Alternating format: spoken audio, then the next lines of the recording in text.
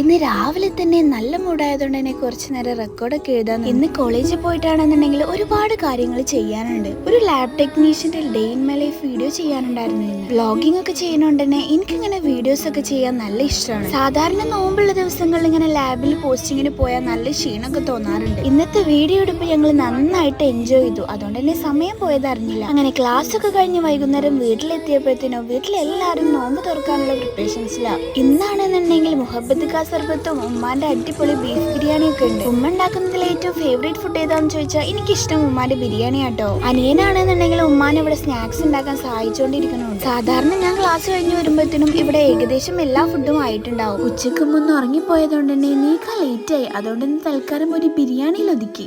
എങ്ങനെയൊക്കെ ഉമ്മ തട്ടിക്കൂട്ടി ബിരിയാണി ഉണ്ടാക്കിയാലും ടേസ്റ്റിൽ ഒരു കോംപ്രമൈസും ഉണ്ടാവില്ല കേട്ടോ. അങ്ങനെ ബാങ്കൊക്കെ കൊടുത്ത് ഞങ്ങൾ നോമ്പൊക്കെ തുറന്ന് ഉമ്മാന്റെ ബിരിയാണിയൊക്കെ കഴിച്ചിട്ടോ. സംഭവം അടിപൊളിയായിരുന്നു. അപ്പൊ ഓക്കെ, ബൈ.